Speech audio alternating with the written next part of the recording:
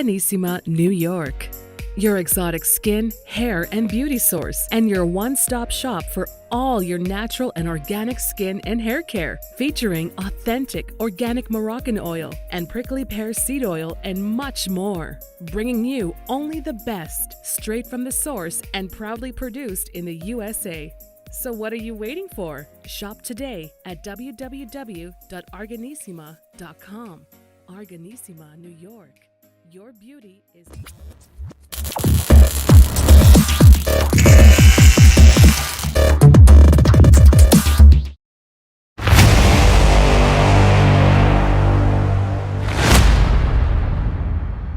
Folks, welcome back to the iHealth channel, the Glamour channel, iHealth Radio with your host, Hurricane H. A new day, new show.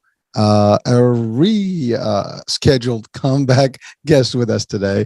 So not a new guest. Actually, last week we had the pleasure of having Maxim with us, and we talked about the dress code concept and how to really dress the right way and be good, feel good in your skin.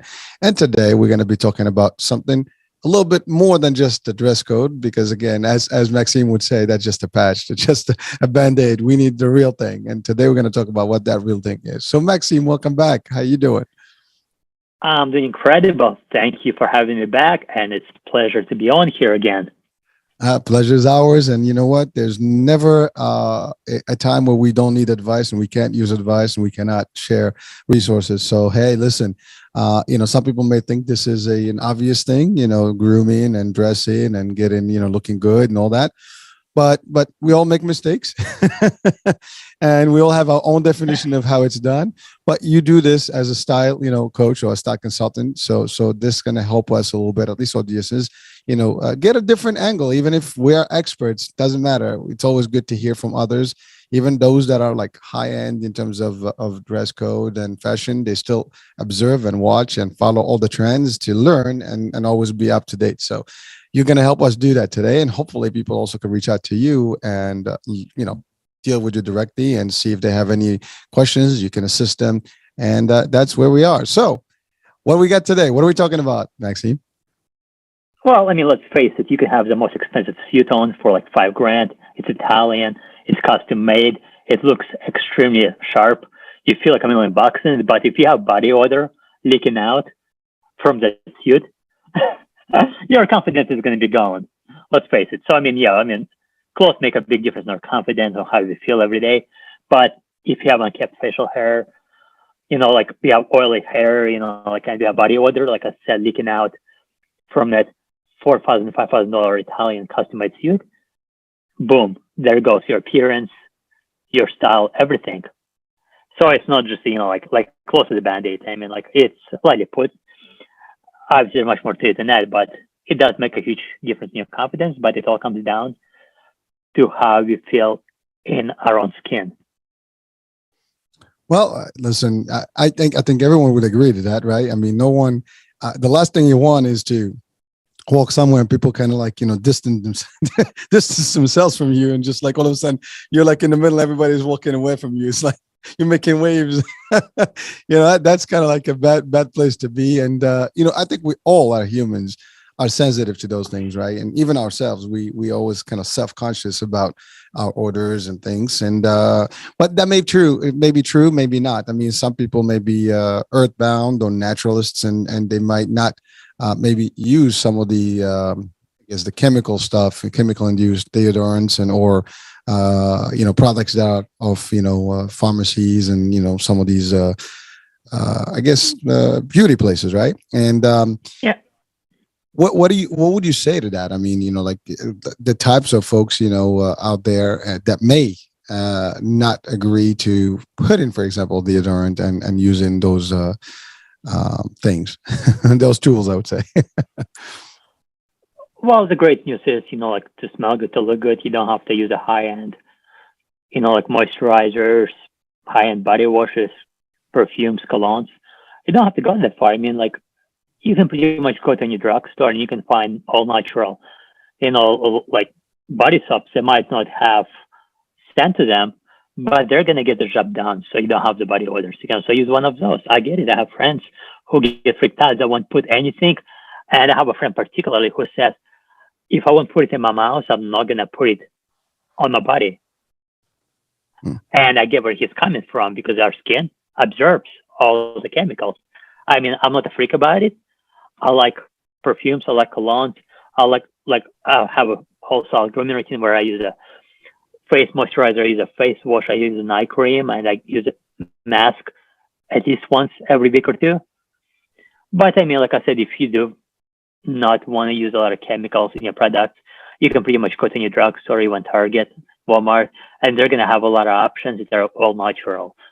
Meaning you have very few ingredients and 3 or 4 ingredients. And really, like to stay fresh, to stay clean, that's all you need. You don't need an entire laundry list of all the chemicals to get yourself, like smelling good and feeling clean. Well, thank you, Maxim. First of all, I just want to just disclose that I didn't mean anything by the idea of when I said naturalist. I mean, that's a pretty good thing to do. And some people actually just want to be very natural. And they do use like organic or pure natural products that are even sometimes homemade stuff, right? But you're right. There's because even the scented unscented products that are out there, they still, as you said, they still have chemicals. They may not have a smell to them. Or any type of perfume attached to them, but at the end of the day, there's still kind of things that people may not want to have on their body. But you can use substitutes, and there's a lot of stuff. Even like you mentioned Walmart, maybe like Target, but like the Whole Foods, they have sections for those things in natural soaps. Yeah, the Wegmans, and a lot of other supermarkets, and even the large surfaces, maybe Costco's and stuff, may have some of those. Or there's a lot of boutique things, online that you can get natural products from. But before we get into that, again, we're just going general right now. But you said it. You don't have to have all that to be good, to feel good. First of all, a nice shower will do. Nice shower. A frequent shower will do. I mean, maybe grooming and, I don't know, taking some of the close to hygiene,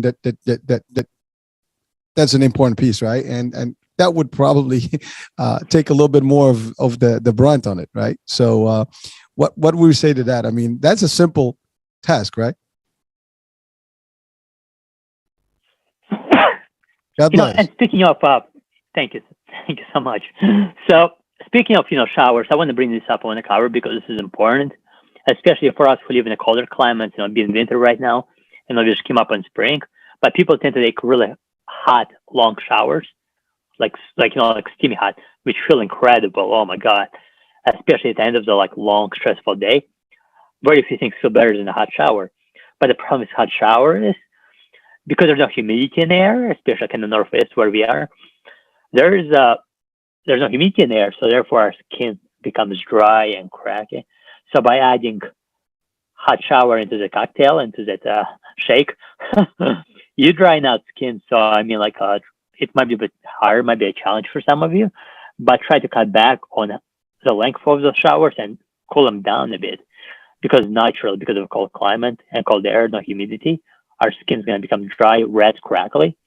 And like I said, spending 20 minutes in a hot shower is not going to help the situation. So, and if you do, make sure you apply some body lotion, some moisturizer after you get out. But go ahead. Go ahead. No, go ahead. No, I was going to say, well, I mean, that's excellent advice for just for the looks, right? I mean, if your skin and your face is kind of nice, and sometimes you get that white kind of cover on it, and it's really, really, it looks almost not really appealing, and that may be a little bit of a deterrent or something that doesn't look good, and people can observe that. And at best, people are going to be just looking at you, and you'll be like, what's going on there? You don't have, to your point, you can get a moisturizer or an oil or something to actually, cover that and get that skin a little clearer. But again, that we're talking about the type of shower that may make a difference, and instead of long showers. But some people can say, well, I love to actually be in my shower and do it. But the idea is, we were talking about odors and body odor specifically. If you take a nice one, and you can use soaps that are natural and things like that, and again, the frequency can make a difference, because some people also may not be frequently showering, or they don't want to be underwater, because there are schools of thought that may say, well, you don't want to be showering every 2 hours or every day or half a day, whatever. Sometimes some people may have. We have this about hair. Like some people say, don't wash your hair every day. you know, I've seen those articles about that where it's not really the right thing to do, because your hair gets a little frail and stuff. It's not going to be healthier if you keep always washing it. So what do you say to those things? Well, first of all, you should never wash your hair every day because it's going to become dry. You're going to strip your scalp of essential oils. So one of the worst things you can do is wash your hair. Now, for example, let's say like if you work outside, it's a hot summer day, you're drenching in sweat. Or for example, I went to a sauna today at the gym after my workout. I was all sweaty. I stayed there for 20 minutes. I mean, I was soaking wet in my sweat. So of course I'm going to wash my hair afterwards. But if you live like a normal sanitary lifestyle, to where like you don't necessarily work out every day, you don't work in a hot environment, you don't sweat nonstop profusely, you should wash your hair every other day or even every 2 days max. And like when you're recently in the past couple of years, I've started using a hair conditioner, which helps soften your hair, is good for your scalp. So make sure you also add a conditioner. I would not recommend. I know there's a lot of 2-in-1 shampoos and conditioner. I would steer clear of those because you cannot just like mix and get the same results. So yeah, but as far as washing your hair, you're absolutely right. You should never wash your hair, like I said, unless, let's say for example, like you were doing bench press, and people were like on before you until like all sweaty, and it's kind of disgusting having your head on there. Then yes, you should probably wash your hair. If you're sweating profusely, then yes, you should. But for like an average person, they should wash their hair every other day, perhaps every 2 days. All right. Well, again, but this is important because some people say like, well, I mean, that's a matter of, again, when we do these shows, people always going to have an opinion one way or the other. So you're going to have a little bit of this side, a little bit of that side. And I always try to clear this with people to understand that what we talk about is suggestion, is what, commonly, used concepts, and, everybody's going to have to proceed with caution, whatever, their preference may be. But again, the idea is to share ideas and or tips. And whatever it is that you see, fit, you can apply. And so, yes, we're talking about, the frequency of showering, for example, but definitely if you're going out, you do want to shower. I mean, that is best. Or you can even take, sponge baths. I mean, at the best, if you don't want to get into a full thing. I mean, there are different ways you can do this correctly. And it's crazy. So nowadays, it's like you're working out at the gym. You can't go straight home, take a shower. You can actually get a body wipes right now. Yeah. Some of them have a lot of scent to them, but some are more natural. So you can go as far as wiping yourself down, which is crazy. I've seen it 5-6 years ago, and I'm like, oh my God. I'm like, you're telling me I can actually take a shower without taking a shower?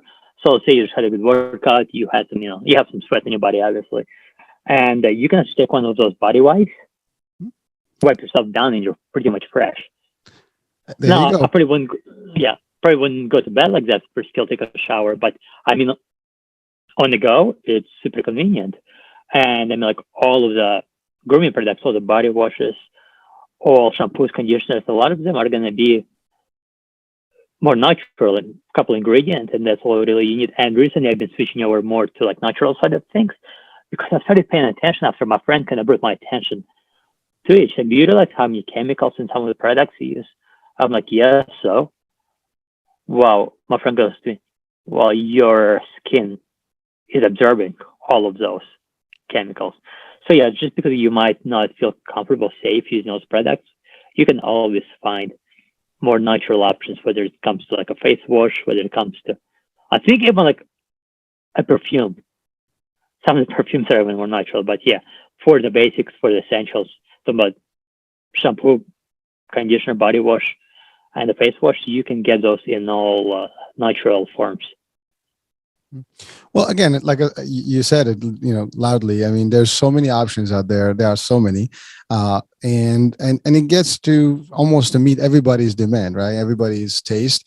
You have the natural, you have the organic, you have the vegetarian stuff, you have the non-scented, you have the scented, you have the body sprays. You said it. You have the wipes. The key here is to always, be mindful of your odors and things, and make sure that you're fresh and you smell good. And again, occasion is also going to dictate that, right? I mean, you're certainly going to the gym. You don't want to put a a ton of perfume going to the gym. It's gonna be crazy there. But I can just imagine you throw in a nice little expensive perfume and go work out, sweat, and that scent is actually all over the place. It's actually sometimes overwhelming, right? But certainly if you go in, and we'll talk about those levels, because some people go overboard with perfumes and some would be the opposite.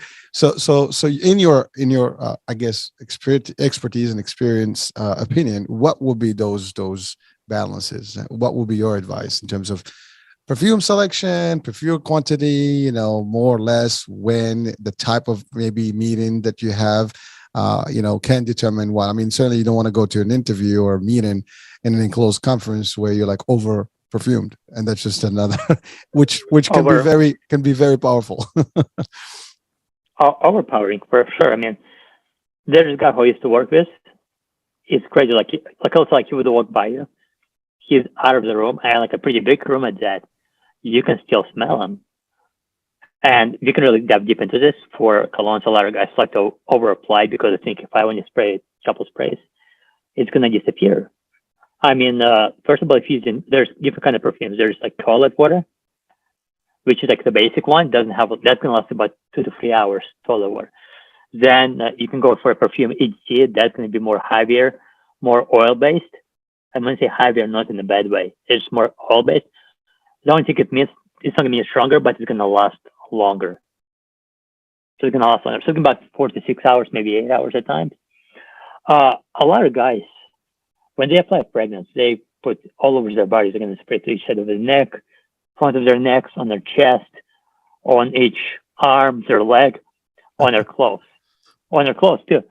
First of all, you should never, no exception, never apply a fragrance, cologne, on your clothes because there's some oil in there. It's going to stain your clothes. So potentially you can end up left the stain. So don't do it. And second of all, when you do buy cologne, pretty much any department store you go and you play the sales fragrance, the salesperson will spray it on the card. It always happens. No matter what store I go to buy the fragrance, it always happens. At first they offer it to me on the card. And I'm like, thank you, but I would like to try it on my skin. The reason being is everybody has different chemistry. So what might smell great, incredible on one person is going to smell like shit on another person, literally. I'll give you an example. In my early 20s, I worked with a guy who had this nice cologne. It's called like Burberry or something, pretty fancy cologne. And I'm like, dude, that smells incredible. I was like, what is it? So he told me. I got it for myself. Didn't even test it. It didn't mix with my chemistry. And again, like I said, everybody has different chemistry. So what's going to smell incredible on one person is not might not smell good on you. So just because you smell something good, don't automatically go online and buy it. Make sure you're testing yourself, because it might not work for you. It might not. So you're going to be taking this risk. But everybody has different chemistry, so don't apply. But going back to applying the fragrance, you need 3 sprays max. So you apply each side of your neck, left, right. Then you apply a spray to one of your wrists, either left or your right. Now, people have a tendency, like, for example, they'll apply a cologne, perfume, on one of the wrists and they start like rubbing, like rubbing their skin together. Avoid doing that at all costs, because you're going to destroy the perfume particles. Never rub. So, for example, I know also people, guys, especially girls do this as well. They'll apply a cologne on their wrist, perfume on their wrist, and they start rubbing on their neck. When there's friction, you're going to be destroying the perfume cologne particles. It's going to lessen the effect. So never. So like I said, each side of your neck and one of your wrists. That's all you need. That's all you need. When you go more than that, that's when it becomes overpowering, kind of insulting. And I know people who have allergies to perfume. So around them, I know if I'm going to be spending a day with them, some of my friends, I cannot be wearing a fragrance because it's going to irritate them. So, but it's more so if you like over applied. No, well, thank you for that, because I was going to ask about that. The idea of, because some perfumes can be very they don't have to be expensive, but they can be very potent and in their smell, and some people can have serious allergies depending on what that smell is. And I actually I suffer from allergies myself. seasonal ones, but like in the fall, forget about it. I'm sensitive to anything, right? And some people actually, they wear something, and as soon as they walk by you, you start sneezing. Poof! I mean, it's crazy. And when you start sneezing, it's just not once. I mean, it goes like on and on and on. It's very bad. But that's you have to be sensitive also to where you are, and again, enclosed space is different than outdoors, for example, right? I mean, interviews. I know last time we talked about interviews or dates and all that, but I mean, interviews can be usually in a small space, and you're kind of close enough to whoever the interviewer is, and you don't want to overwhelm them, and again, some people can also be turned off with smell. Some smell they just like. Again, I'll give a good example. My mom is very sensitive to certain perfumes, and if it's a certain type of perfumes, she doesn't even allow them around her. So, like, even when we purchase stuff and we go to get, see mama, yeah, it's a problem. We have to make sure that we have the soft ones, not the heavy ones. So, yeah, especially going on a job interview, be a little bit more conservative. Do not apply the cologne, because I mean, if you don't wear a cologne, you're fine as your way, right?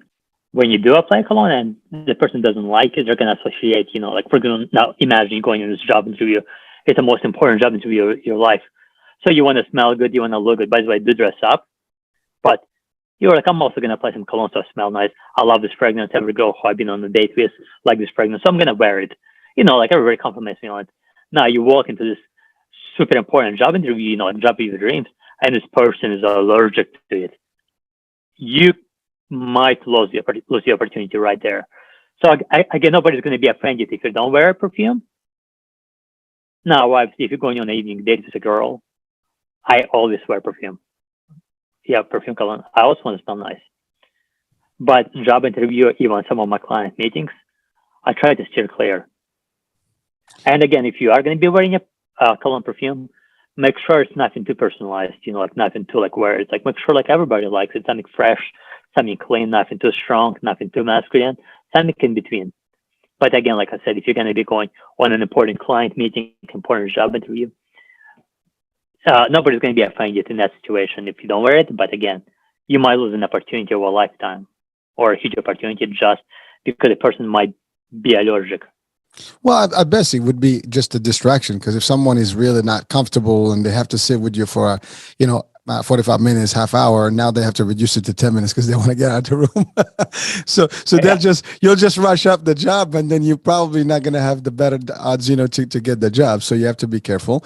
And you're right. So those are things that we look for. I look for, in interviews is the look, the overall look, the pitch, the personality, all those things. Now, you don't judge on all of it, but you certainly use all of those as characteristics and personality, traits that you can evaluate on, and that's important. But at the end of the day, in jobs, for example, you're looking for the talent, right? The experience, the expertise, the knowledge, the know-how, and all that stuff. But at the same time, there are certain things, especially if it's a job that has to deal with people, facing people, you factor those things in, and that's important. Now, you mentioned something about dating and going out with friends, whatever. That's obviously you want to smell good, but those are extremes levels, right? Some people smelling good may be a touch of perfume. You said it, one puff here, one puff there, and then maybe another one, and that's it. Some people go like all over, like a nice little shower going on. Yeah, and I want to suggest it to guys. For example, if you're going out on a date with a girl you really like, you want her to be as close as possible to you.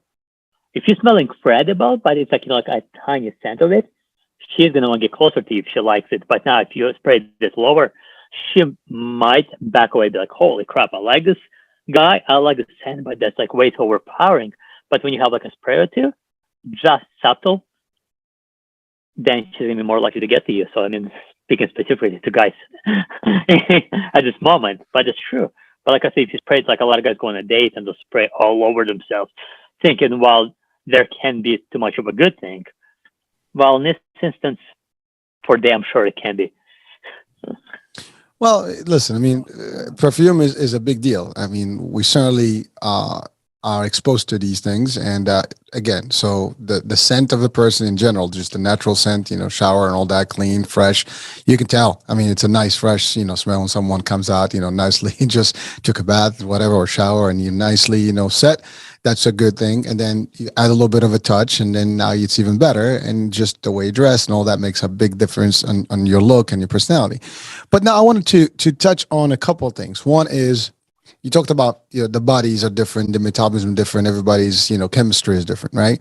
I think I think Different chemistry. exactly, and that's on just one aspect. But then, for example, food also can make a difference in how you smell. I mean, sometimes you eat certain foods that might have an impact on your body's odor, and like for example, you have an extra curry, meal, and that could be actually, affecting the smell. So, and sometimes you may not. That's the other thing. We get used to our smell.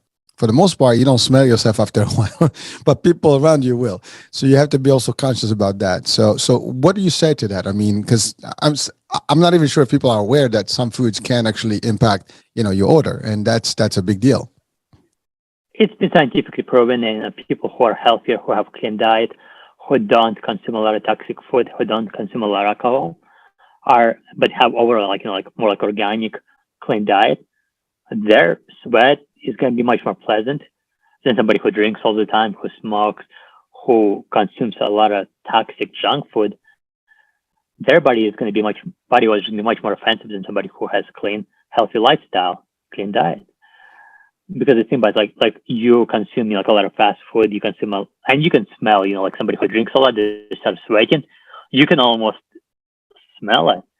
But somebody who doesn't drink, somebody who takes care of themselves, has like organic, clean diet, their body odor might not even be offensive. But somebody who smokes, like I said, more than likely their body odor is going to be offensive. So that's been scientifically proven. You can smell somebody like who is like, doesn't take care of themselves, their body odor, and not always, but most of the time, majority of the time, they're going to be more likely to smell terrible when they sweat, their breath, Well, their actually, sweat, their body odor. they don't have to sweat. I mean, for example, when you smoke, right?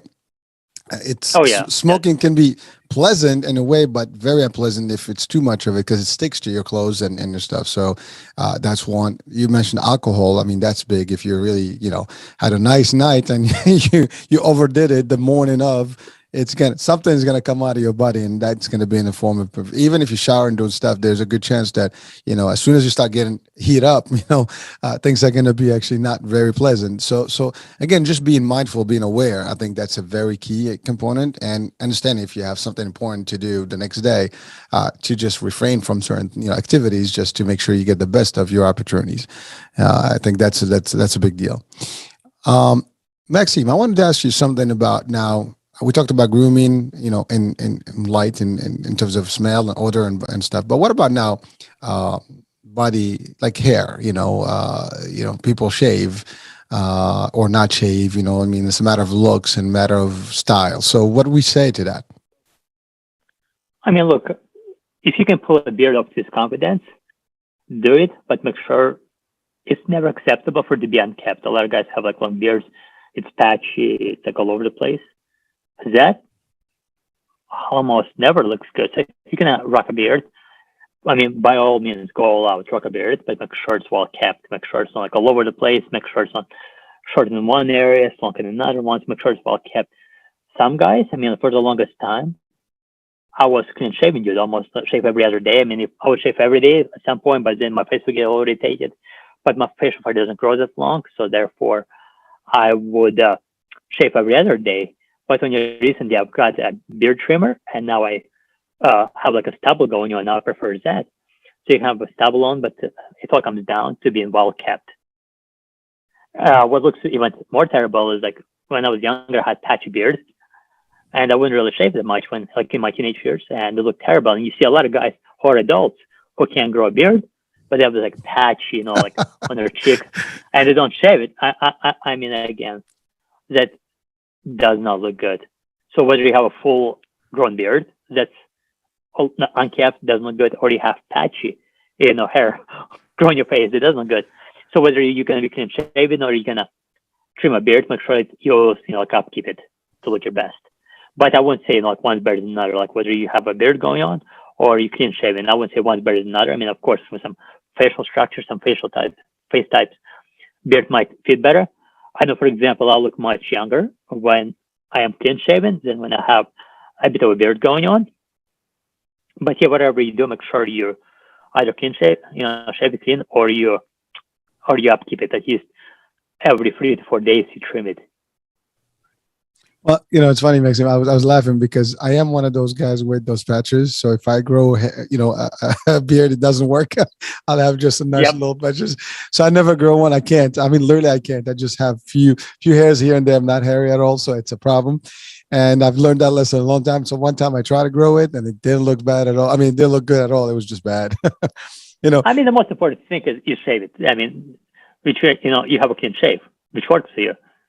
But I know guys who walk around and they have, little patches sticking out, and I'm like, come on, man, just shave it off. It doesn't look good.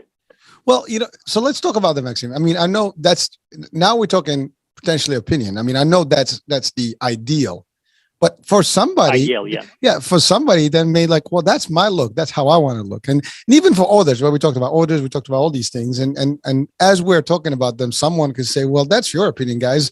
I like the way I look. I like the way I smell. I don't care what people think of me.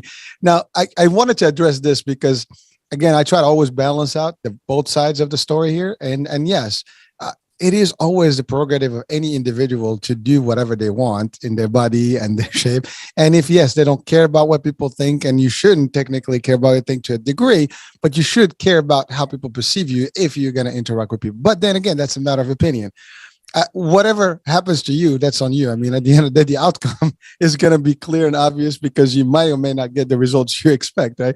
But we just wanted to clarify that to people, that we're not saying that this is what your standards are. These are some of the overwhelming rules of how to operate, but you can live in any extreme of those ends, and it's okay. You can be super, cologned and perfumed and groomed, and then you can be very least, of all the above, and that's okay too.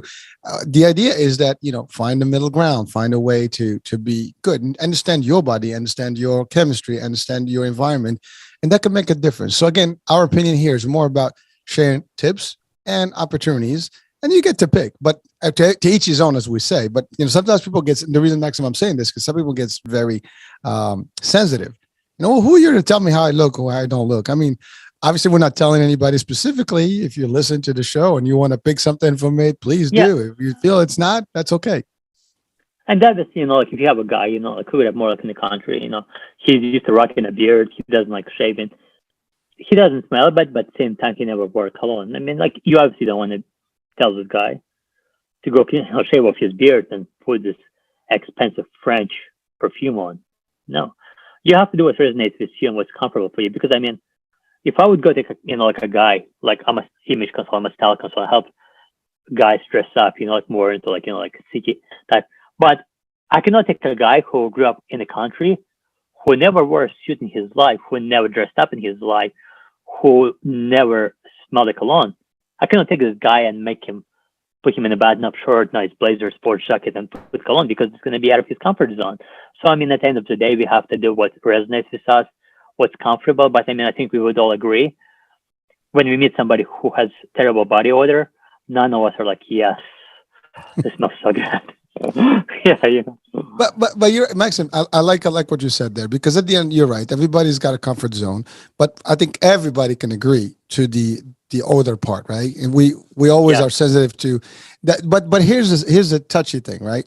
My smell, to me, sounds like terrific, but maybe someone else next to me would not be very pleased, right? And that's usually the problem. Like, we are not aware that we are smelling bad, because our chemistry, our body is conditioned to smell good, whatever that you have, but not really necessarily. I mean, it gives you signals. You might know that it's not, but maybe too late at that point. Or maybe you smell it at level 1 and it's really level 10, and everybody around you is like, oh my goodness, right? So that's the thing. Being aware, I think, is key. That's the main thing. And maybe check with somebody, before, like, hey, how do I smell? Is it good? Do I look good? Whatever.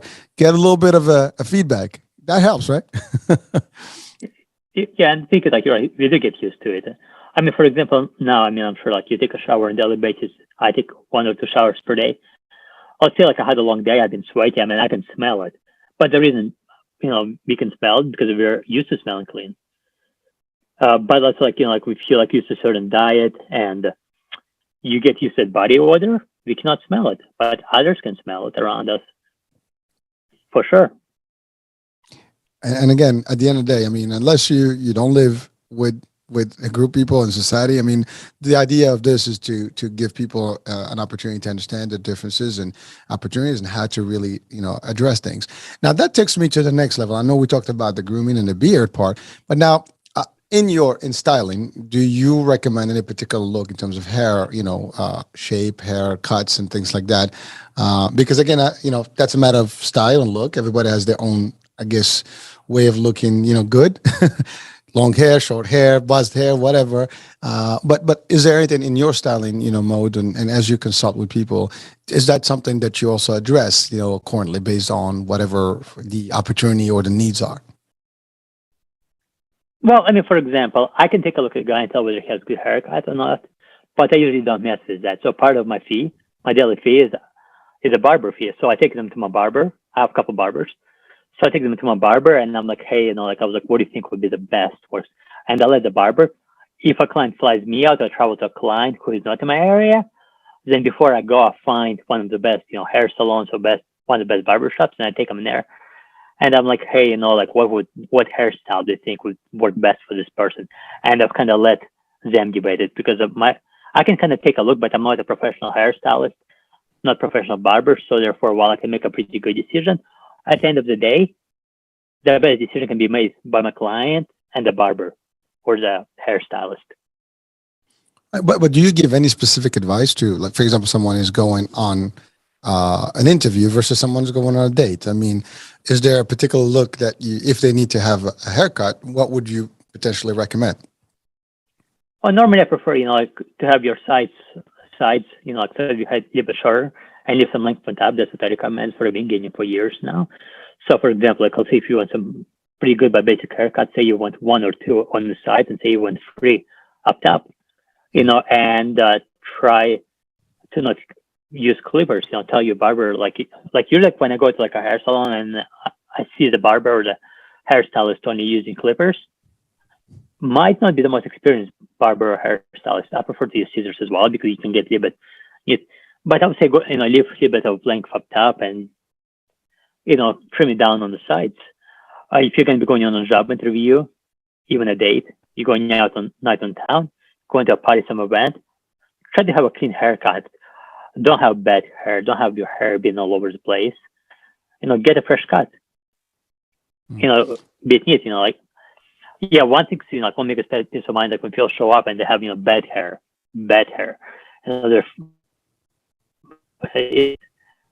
Again, it's a matter of opinion, but I can't imagine anybody looking really good with bad hair when their hair's all over the place. It looks unkept. It's too long. Yeah, so it's something to just keep mindful of. Well, I just wanted to add one thing to that because this takes me back to years, literally 30 years ago. And at my first job was Disney. I was actually an Epcot, and they had very strict actually rules when it comes to haircuts and grooming, and how long your hair can be, and mustache versus non-mustache. I mean, so for as an advice, if you go into an interview, you might want to look at the job descriptions and whether there's restrictions in terms of grooming, because some jobs do have specific requirements. And I think that's a big deal, just from a just to stand. I mean, if you go the wrong way, it's over. I think there was even a commercial about, was it a haircut or something? So if I'm not mistaken, there was a commercial that I saw. I loved it. I mean, when there was a bunch of interviewees or candidates sitting, and the guy comes in nice and fresh, bald, and literally, and everybody looked at him, but they didn't look at the actual company. Somehow that was the look, and so he actually won the interview because he actually fit the profile. So it was one of those. It was a nice little angle. I think it was a shaving company, or something. But it was just a nice little spin on it. But the idea is just understand your audience, as we say all the time. Understand your interview. Understand the dynamics where you're going, so you can get the maximum of any situation. If you also culturally, right? If you're going with a different culture, you're hanging out with a different crew from maybe a different just feel of things, you might want to understand how they operate correctly so you can fit in properly and have a nicer, time. I mean, dress code can make a difference even in cultures, right? Not everybody dresses the same way. And we talked the other day, I think, about how we do in the US versus in Europe, right? It's a big difference in the culture. Same thing, the hairdo, the looks, the smell, everything can make a difference from one place to the other. And, it's a very touchy situation sometimes. And so what do you say to that? It can be, like I said, different cultures. That's why I don't usually work with clients from different countries. I had a client from Canada, but, if you go to Asia, you go to even some countries. But first of all, in Europe, they have pretty good style in Europe. Like most people dress really well, like whether it's like Germany, whether it's France, England. Europeans tend to have really good style, even like Eastern Europe. I mean, you come to America, you come to US, people from all over the world. So you have some people dress really well. Some people go out in public, they go out to eat, and they're wearing pajamas. Oh yeah, no, that's a new trend. Yeah. So yeah, people wear pajamas, so it's like, whereas again, some people, if somebody feels comfortable, who am I to tell them, oh, hey, take those pajamas off and put like something really nice on again. But, again, it's all comes down to culture, your background, your preferences. Well, so we talk cultures a little bit, but now let's talk about, I guess age groups, because the younger generation now is a little different in the way they see and perceive dress code. I mean, it's just pretty obvious. I mean, not that they don't like to dress. Don't get me wrong. I mean, they're very expensive. They love everything expensive and everything fashionable and stuff. But the way they do their get-ups are a little different, and because they have new trends. I mean, I remember I grew up in the 80s, and that's what my teenage days were, and that was a rough, season. That decade was very funny.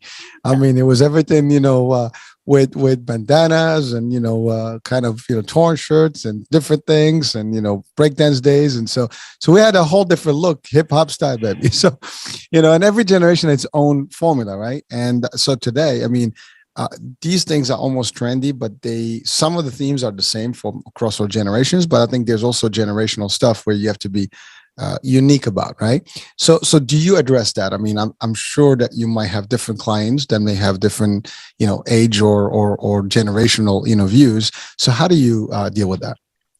Well, most of my clients who come to me, they either don't know how to dress at all, and they want to improve their style. And on the other hand, a lot of clients who come to me, they resonate with my style. They look, they check out my Instagram, my Facebook page, and they were like, you dress really well. Like, do you mind giving me some pointers? I would like to work with you on this. So, but somebody who doesn't resonate with my style, the dress is completely different. They're not going to work with me to begin with. They're not going to come to me because they cannot imagine themselves dressing how I dress, or they cannot see themselves dressing, like very nice. And when I say nice, it's all subjective. It's all subjective. What I might consider nice is not going to be nice to somebody else, and vice versa. So it's, again, like it all comes down to opinion, your preferences, your taste. But like I said, most of my clients who come to me, they either know how to dress and they like how I dress, and they want to work with me, or they might already have pretty good style, but they need a couple extra pointers to kind of, like the details. Well, thank you for that, Maxim. But it's funny. I as you were talking about that, something just clicked in my mind, which is something we didn't cover last time, and maybe we have a minute to cover it now. But there's always a thing about color schemes. I mean, color combinations, color, coordination. That is a big deal because some people can throw in all kind of mix of colors and make it look good, and some people just can't. It's amazing how that works, right? You could put a combo of multiple colors, be a rainbow, and look great, and you can do the opposite or do the same thing and not look so great. So what is the good balance in terms of that? I know we talked about shoes and belts and matching things last time, but I'm talking about just the color selection. Yellow, green, red, brown, kind of like sometimes in, very bright colors or very dull colors. I mean, I give you one thing. I dress with the seasons. I'm literally Yes. like, I go when it's dark, I'm more grayish, black, blue, and when it's kind of like season green, springy, I'm always like colorful. So, or like tropical. But that's my preference. But everybody's got a different angle. So, what we say to that? I mean, look, a little bit of color is fine. And again, like some people love color. I know some colorful people. They have very colorful personalities. They're very outgoing. They love color. So on the other hand, I'm much more conservative. I like gray. I like black. I like a bit of navy blue, a little bit darker, more mysterious colors. That's what I like. But I mean, at the same time, you don't want to really like stand out too much by wearing also like red pants and a pink shirt. That might be, especially for a guy, that might be. But again, some guys like it, and I'm not gonna tell them about like, hey, dude, don't wear, don't wear that. I'm not gonna tell them just because it's on my style, not my taste.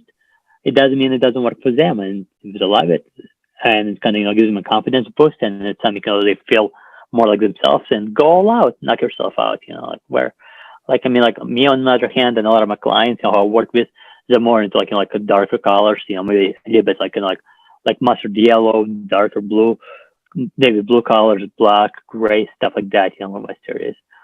But again, if you have a colorful personality and you like a little bit of color, by all means, go for it. And it really does work for some people because it matches their personality. I like a bit of mysterious, like more darker, more like elegant colors.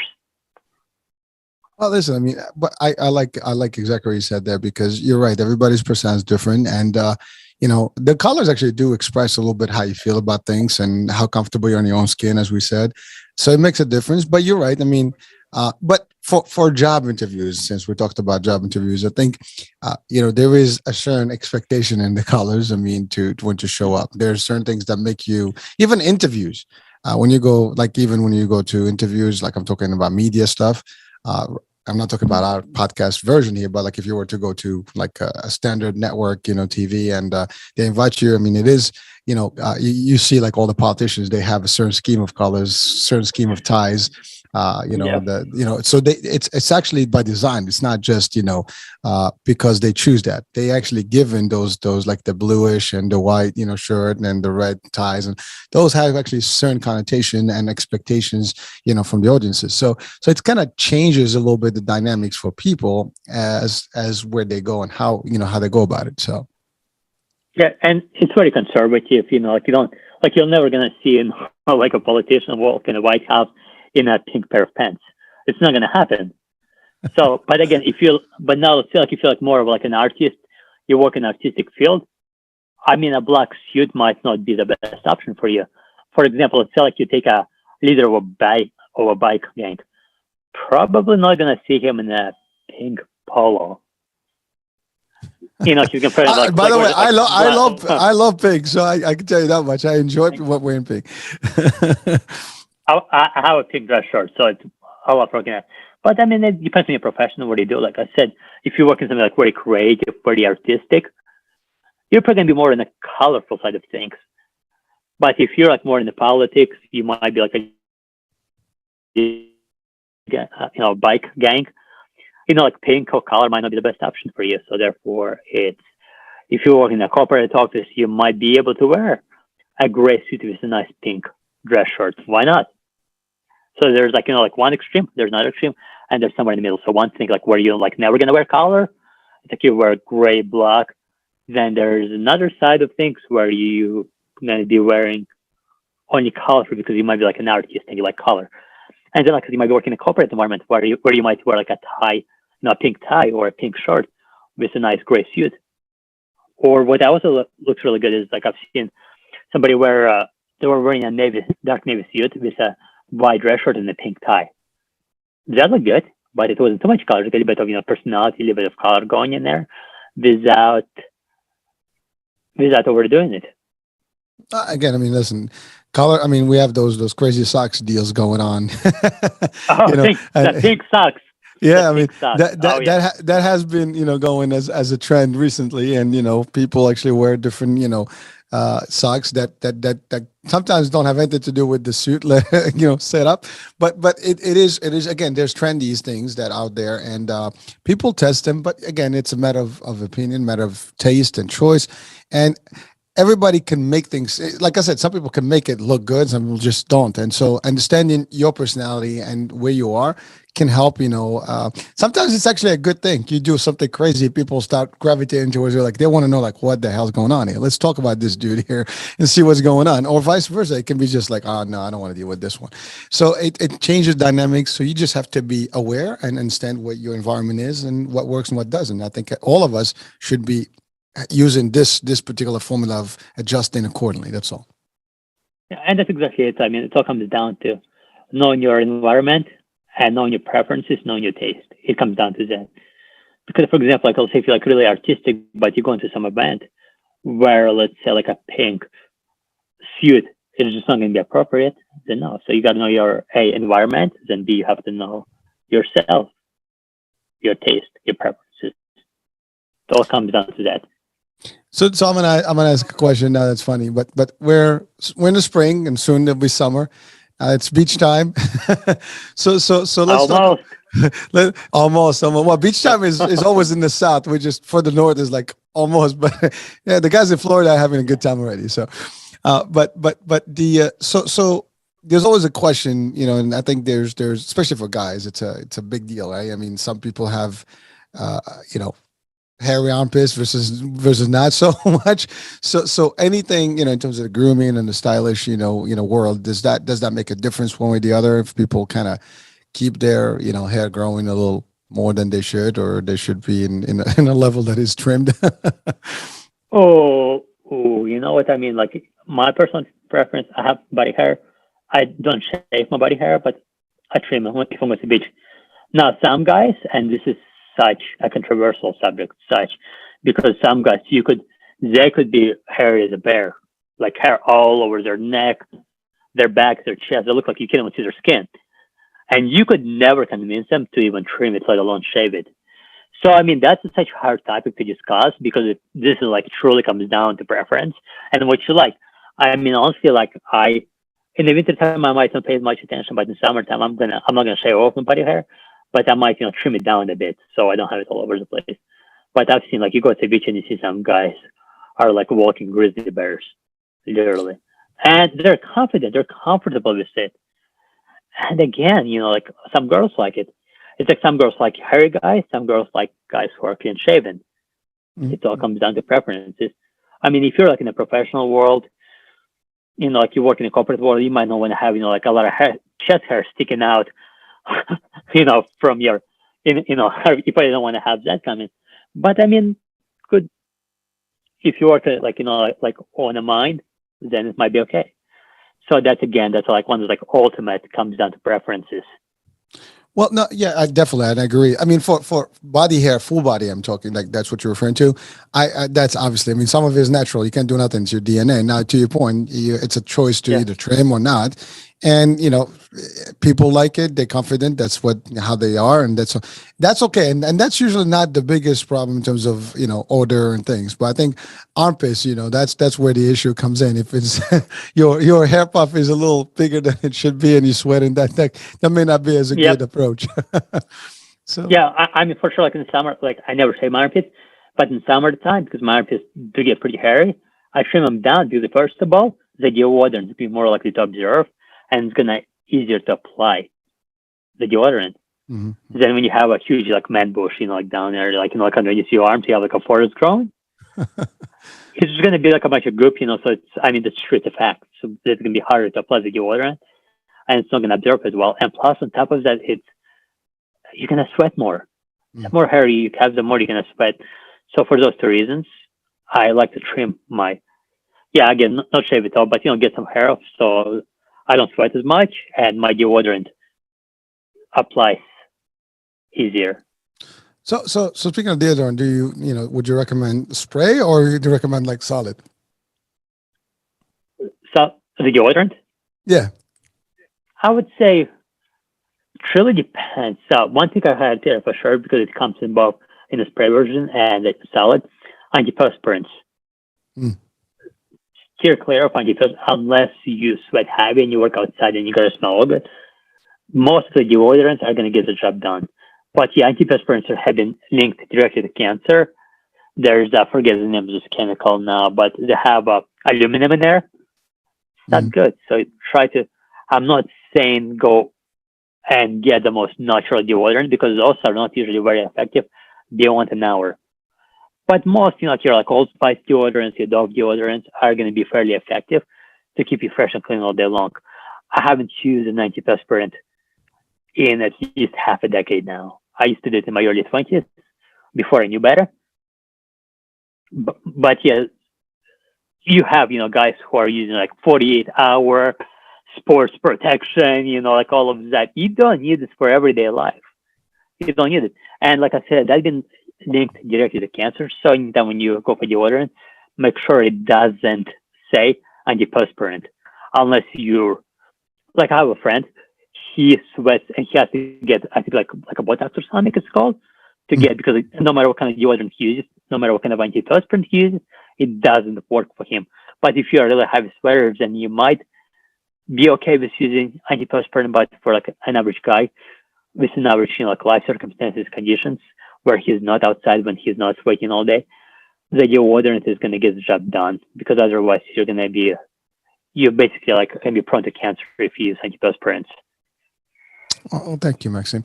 Well, again, yeah, I mean, it's the deodorant is more common, and antiperspirants are a little bit stronger. And again, we do want to make sure caution people all these products. That's why again we started the show today discussing the ability. Some people are more naturalistic and they don't want any chemical stuff. So again, there's plenty of option out there, and the cost is not that big in terms of choices. So you can still get something solid and probably more natural, organic, for just about the same or maybe a little extra, but if that's what your angle is, that's fine. And to your point, you don't have to have it 24/7. You can be natural, and when you're ready to actually meet the world, you can just put your deodorants, and that can help you for the hours that you're going to be interacting with people. So there's a lot of ways to balance. Again, it all comes down to selection, balance, and understanding the dynamics and operating accordingly. I think that works for everyone, and I hope that people can benefit from these discussions. And again, again, always one tip, two tips that you pick here and there, and at least opinions. Sometimes it's good to hear the other version or the other what people think overall, and then you can make up your own mind as to what works for you. I mean, that's how I Yeah, operate in general. So. see what works for you. And again, you can always experiment. Let's say if you do sweat heavy, or even if you don't, and you apply a regular deodorant when you're used to using antiperspirant and regular deodorant doesn't cut it, you can always go back to your antiperspirant. You can always go back, but experiment. But yeah, I mean, like as far as like aluminum and other artificial chemicals that come in a antiperspirant, it's like it's not worth it. And there are times where I had breakouts. Honestly, I had like rashes after trying antiperspirants. So I have to be careful. I'm not like really like I don't really have a sensitive skin, but there are times where I had breakouts underneath my arms that were like sore, that were burning. So and then I finally just like switched over to deodorant, and I never really had a problem since I made the switch. All right. All right. So Maxim, I think we're coming to the end of the show today. But so what final words or advice would you share with our audiences? And also, again, let's remind them, where they can reach out to you if they need your services or they need advice. Yeah, one thing is important is also to have a skincare routine. Nothing too extravagant, but make sure you use a quality face wash twice a day. So if you take a shower in the morning, you wash your face with a quality face wash in the morning. At night before you go to bed, wash off the dirt and grime from the day. So wash your face with a quality face wash in the evening. In the morning, you want to make sure, even if it's not sunny outside, you still want to apply a quality SPF moisturizer or moisturizer with SPF in it, or at least SPF 20, preferably 30 or higher, because nothing ages our skin, our face, than the sun does. Sun causes so much damage. So make sure you apply SPF 20, 30, 40 after you get our shower in the morning. The skin on our face that shows ages the fastest is the skin underneath our eyes right here. It shows. So therefore, you want to use a quality eye cream at least once a day, preferably twice. Yeah, so face wash, if you live in a cold climate like right now, in the Northwest, you want to use moisturizer twice a day. So I would recommend using SPF moisturizers in the morning, and then just normal moisturizer at night before going to bed, and of course night cream. And the quality, and they use a face scrub to get rid of dead skin cells at least once or twice a week. If you don't do that, you might get breakouts. You're gonna have buildup. So use a face scrub. You can get them anywhere at your local drugstore or department store. And make sure you wash your pillowcases at least once a week, because when you sleep, our dead skin cells fall off, and now it turns into dirt, and that's where like breakouts happen, skin problems happen. So make sure you wash your bed sheets, your pillowcases at least once a week. Use a face wash twice a day, and SPF moisturizer every single morning to protect your skin from the sun, and make sure your skin is well hydrated. And add at least half a gallon of water to your diet to stay well hydrated, because that's also going to have a big impact on your skin being well hydrated. Because when you're dehydrated, your skin is going to be dry. When you're well hydrated, you're going to have a more glowing complexion. Very nice, very nice. Well, definitely hydration is key, and you're right. It's like we're like a plant, right? If you don't have enough water, you're gonna dry up quickly and just gonna look very like miserable. Or if you hydrate, but not overhydrate, that's the other problem. I mean, you got to be careful also, not too much water, because then you have potassium issues and other problems. And at best, you'd just be going to the bathroom a lot. Yeah. Oh my God, I drink so much water. I go to the bathroom every hour. I drink at least a gallon of water per day. Plus, I might have a 20 ounce green tea on top of it. I might have coffee in the morning. So I drink for like a gallon and a half of like water intake. But actual pure water, I drink at least a gallon per day. So that's and I'm gonna take a sip right now.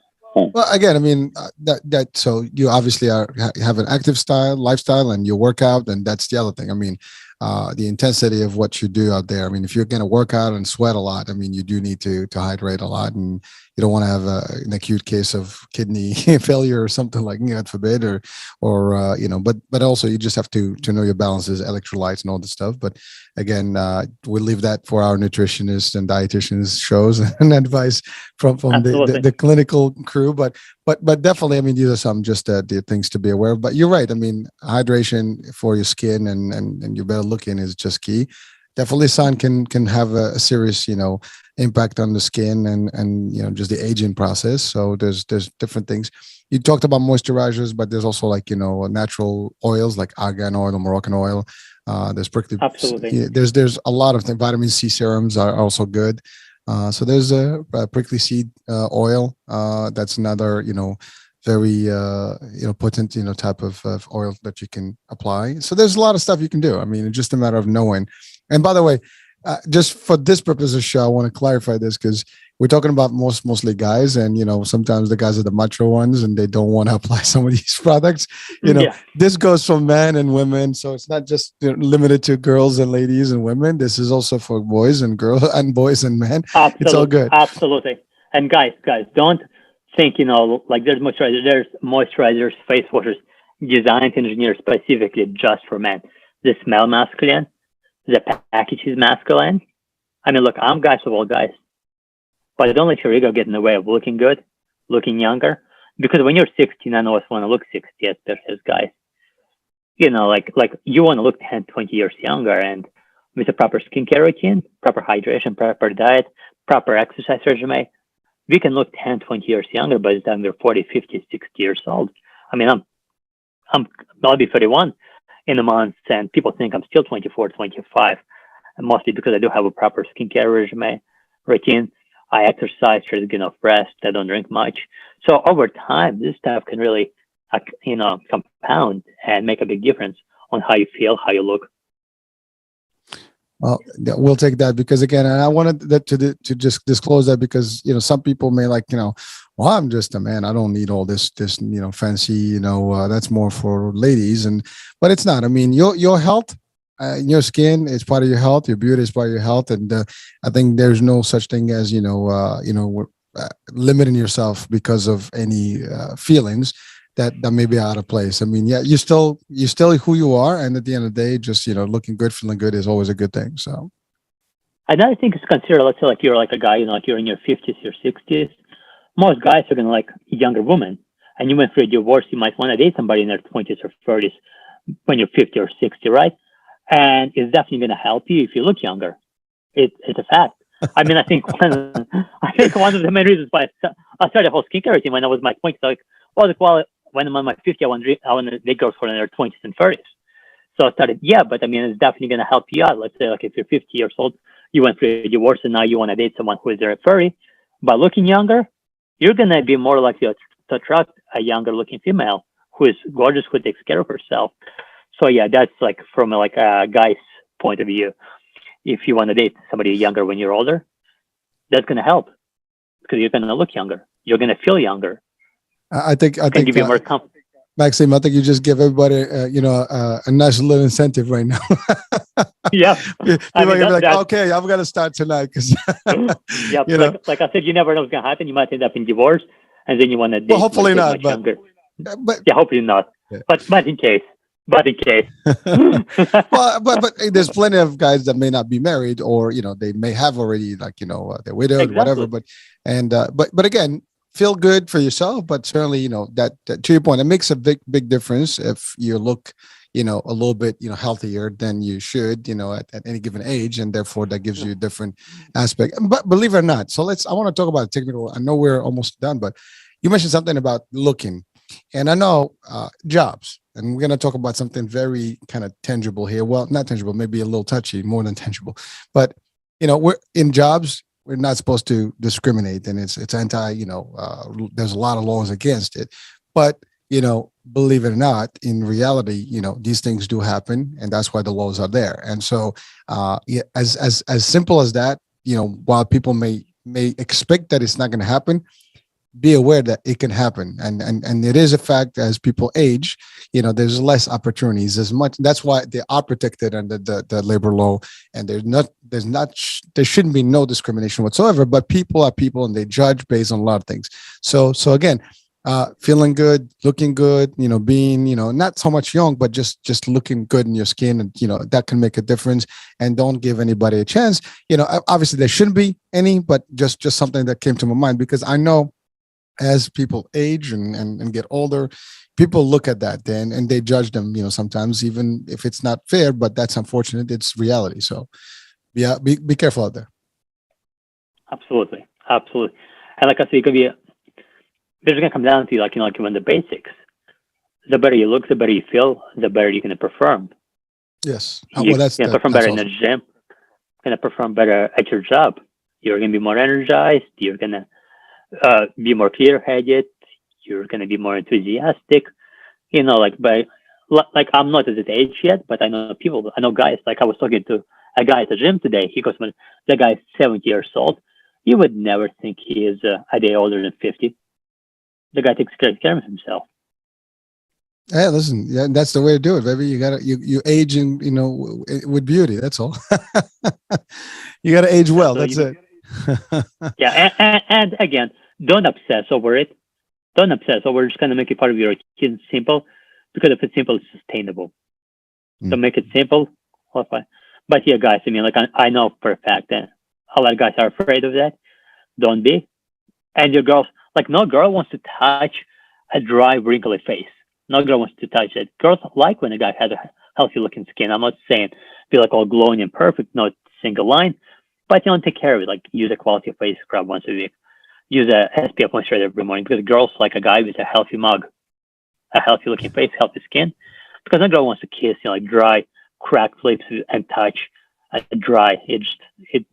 Like girls like this kind of stuff. So if you don't want to do it for yourself, do it for girls, do it for your wife, do it for your girlfriend. I was just gonna say that. I mean, again, from a single perspective, it's one thing, but even if you're married, I mean, you always, it's funny. Somebody I saw the other day. I mean, you can date. Actually, I do have a show that's coming up, and we're going to talk about some of that. But you can date your wife over and over and over, and never a dull moment that you can make it. That's what refreshes a lot of people that last, long in marriages, is because they keep that marriage alive and they keep doing all that fun stuff and they keep, the just the relationship. But again, you're right. If you don't take care of yourself one way or the other, both sides, the spouses, they don't take care of themselves correctly, that can be also sometimes a detriment to their relationship. So do the right thing, look good, feel good, support each other, have a mixed up, what do you call it? Habits, whatever, routines for it, go to the spot together. Who cares? I mean, live a life, enjoy. Yeah. Those are some of the key things that make life, different, so, and by the way, it's very accessible, very feasible. There's a lot of places where you can be together and still do the stuff. Of course, some people may not, why will I do one with my wife or my husband, or that could be another case. But for overall, I mean, that's something that could be, very positive. Yep. And one tip I want to give, because some guys are unwilling to budge on this. So like, no, there's no way in hell I'm going to be using a moisturizer. It's not going to happen. Like I had some clients who were willing to change their style, but they're like, I'm not going to be using any cream on my face. It's not going to happen.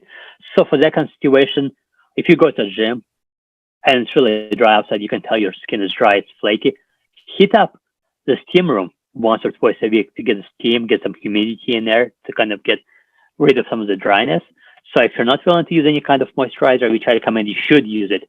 But if there's no way you're willing to budge on this, if you work out and there's a steam room at your gym, go sit for 10, 15, 20 minutes a couple times a week to kind of get humidity and to get some of that dampness into your skin to make it less dry. All right. Well, yeah, that's great advice. And by the way, steam rooms are awesome. And I love steam rooms. Eucalyptus. Yeah. Oh, yeah. That's right. That's it. Well, steam rooms, eucalyptus, or some like you go to a banya, hammam, whatever. Any one of those spas, they have those things. Saunas. Take them out. It's worth every single thing, and it does a miracle for your skin, believe it or not. So, thank you for bringing that up. I mean, that's and guys love that stuff. Well, I don't know if they do, 100%. I think both guys and gals, love it. So, but if you have access to it, and some gyms have it for free, so just it's part of your package, you go for it. All right, Maxime. I think we've covered a lot of grounds today, and we different angles. So how can we get people to reach out to you? And I know that the description will be on the actual system, so it'll be available for them. So how do we get people to you? Most of my best material and my content, and I'm usually most active on Instagram, which is Instagram.com/Max Image Consulting. I'm sorry, so it's Max_image_consulting. So Max, MAX, _consulting. No, I'm sorry, Max_image as in like picture image _consulting. You can reach me at my email, Maxim, MAXIM .Houston, like Houston, Texas, at hotmail.com. So it's Maxim.Houston@hotmail.com. And Facebook, Maxim Houston. All right. Well, I'll have this available for you guys, so it should be no problem. All right, Maxime. So thank you so much for a great show, for having a good time here. So I think with that, we will close our show for today. Folks, thank you for being with us, for just, indulging us a little bit and maybe taking some advice here. Hopefully it can be beneficial.